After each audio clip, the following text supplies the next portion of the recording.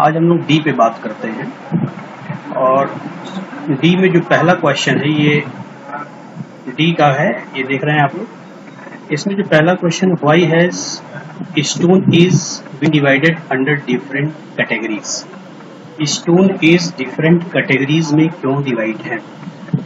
Then students you know that the development of human life must be gradual था। So मैं यहाँ पे स्टोनिक as आपसे बोल रहा हूँ। स्टोनिक एज के बारे में इसका आंसर मैं बहुत आराम से बोल रहा हूँ, इसे आप ध्यान से सुनिएगा और जहाँ भी बुक में आपके आंसर आसानी से आपको मिल जाएंगे, मैं उस पेज को और उस लाइन को बताऊंगा, वहां से आप आंसर लिख सकते हैं। नहीं तो जो मैं बोल रहा हूँ इसको आप पास करके लिख सकते हैं। तो इसका आंसर होगा stone age has been divided under different categories because there were 3 different phenomenon in this period in their living tools and weapons. प्रारंभिक मानव का जो जीवन था वो टूल्स, वेपन्स और उनके जीवन जीने के तरीके के आधार पर था, इसलिए इन तीनों आधारों को लेकर के इसको 3 पार्ट में डिवाइड किया गया है। The period shows the gradual development of the early human life. These 3 stone age, Paleolithic age, Mesolithic age and Neolithic age are milestone in the journey of human life development. So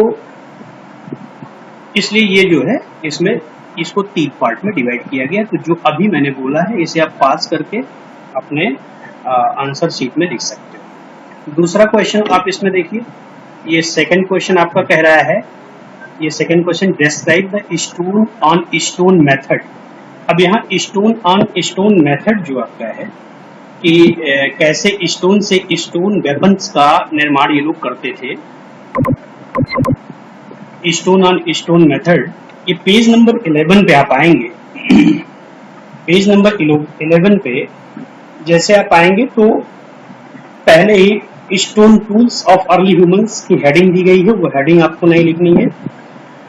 नीचे 3 point दिया गया है, core tools used for pounding and crushing, flat tools designed for the scraping and slating, blade tools used for the slicing and engraving. तो इसको भी नहीं लिखना है। इस क्वेश्चन के आंसर में आपको सीधे सीधे एक हेडिंग दिया गया है, स्टोन ऑन स्टोन मेथड। उस पेज पे उसी को उतना पॉइंट उतार देना है। इसमें लिखा हुआ है in this method the pebbles और the core from which the tools was made was held in one hand, the other hand then hammered it with another stone. By doing so, the hammer stone was used to strike off flake from the core stone till the desired shape was achieved. This is the stone on stone method. Okay students, ये आपका answer हो गया। Third आपका जो question है, this is the question, how did early human discover fire. Early human ने fire कैसे discover किया। आप अपने लेसन का पेज नंबर 12 खोलेंगे। पेज नंबर 12 में सीधे सीधे हेडिंग दिया गया है डिस्कवरी ऑफ फायर। वहां से आपको जो चीजें लिखनी है वो मैं आपको बता रहा हूं। The discovery of fire is among the greatest discoveries of man.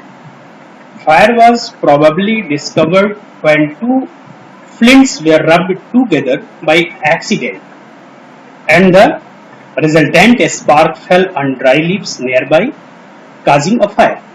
Over time, early men learned to control fire and use it for their benefit. They used fire as source of light to cook food, to scare away animals, and to keep themselves warm. यहाँ तक आपको लिखना है इस question के answer में। अब आते हैं क्वेश्चन नंबर 4 पे। What are the characteristics of stone age? इसका आंसर मैं आपको बोल रहा हूँ। स्टोन एज के क्या क्या कैरेक्टरिस्टिक्स थे, तो पहले ही आपको बताया जा चुका है कि स्टोन एज जो है उसके टूल्स पे ज्यादा डिपेंड था, क्योंकि उस समय स्टोन के टूल्स ज्यादा यूज होते थे, इसलिए उसे स्टोन एज कहा जाता है। तो इसका आंसर मैं आपको बोल रहा हूँ, इसे ध्यान से सुनिएगा और इसे अपनी नोटबुक में आप राइट करेंगे। Stone age has a very important place in the history of the development of human beings. The earliest human totally depend on stone for each and every work. His major work was hunting. For it he depended on stone weapons. The use of stone causes the discovery of fire. Stone keeps are the shelter of humans at that time, and art which they paint on the walls that are also on the stone. So we can say that stone was the fundamental necessity of early human beings. Okay, तो ये fourth answer हो गया. What do you fifth question पे आते हैं. What do you understand by the factory cum inhabitation? Factory cum inhabitation, इसके बारे में थोड़ा सा मैं आपको बता देता हूं कि चूंकि आदमी का पूरा प्रारंभिक लाइफ पत्थरों पे डिपेंड था, तो जहां पे अधिक मात्रा में उनके अनुकूल पत्थर मिले तथा जहां पे उनको रहने की उचित व्यवस्था मिली, उस कंडीशन में वहां उन्होंने अपना निवास बनाया और उस निवास की जगह पे उन्होंने अपने हथियार बनाने का कारखाना अर्थात अपने घर पे ही उन्होंने हथियार बनाने का कार्य शुरू किया, तो इसलिए उसे फैक्ट्री नाम दिया गया है. तो इसका आंसर मैं आपको बता रहा हूं. The factory cum inhabitation site means the place where early human beings lived and made tools and weapons for the hunting and for the household work. For this, they had chosen such places. Where they could find the stone and lives with security, and the availability of the stone is also very necessary. So they could make their tools. So this is the very important for their life. That is why this is the factory cum inhabitation site. Okay students, तो D वाला answer आपका पूरा हुआ, जो कि short answer है, very short नहीं, short है, वेरी शार्ट सी वाला था. अब हम लॉन्ग आंसर पे आते हैं.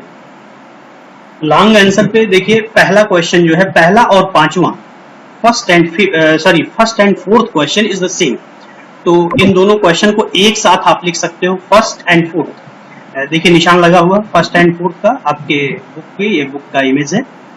फर्स्ट एंड फोर्थ, ये दोनों क्वेश्चन सेम है और दोनों का आंसर सेम होगा.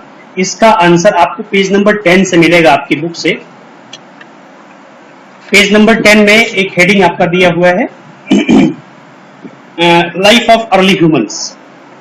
तो आपको लिखना कहां से, ये लॉन्ग आंसर है, यहाँ लिखना है the early ancestors of the modern human beings are described as hunter-gatherers. The early humans were totally dependent on nature for their survival. The earliest human wandered from place to place for several reasons. Firstly, they wandered in search of animals that they hunted for food and skin. The animals wandered about with no permanent place to live. So did the early humans. Secondly, plants and trees bore fruits in different seasons since they lived on hunting and gathering.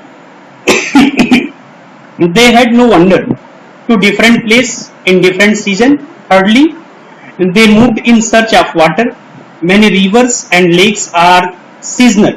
So early humans who lived on the bank of such rivers and lakes would have had to go in search of water during the dry season. Also, when they exhausted the resource of an area, they had to look for newer habitats. तो ये आपका first and fourth question का answer होगा. अब आते हैं second question पे. Second question आपका है कि differentiate between the two tool making method used by the early human during the palaeolithic age. जो उनके टूल बनते थे, उन दो मेथड का इस्तेमाल वो लोग करते थे. उन दोनों मेथड के अंतर को बताना है, डिफरेंस को बताना है। तो पेज नंबर 11 पे अभी आपने चार्ट में जो आंसर लिखा है, पेज नंबर 11 पे आपका टू टूल्स मेथड है, जो अभी हमने बताया स्टोन टू स्टोन मेथड, इसे आपको इसमें लिखना है एक हेडिंग के द्वारा, और दूसरा प्रेशर फ्लैकिंग मेथड। ये दोनों मेथड इस क्वेश्चन के अंतर्गत आप लिख देंगे, पेज नंबर 11 पे है ये, तो आपका ये आंसर कंप्लीट हो जाएगा। एक बार मैं आपको समझा दे रहा हूँ।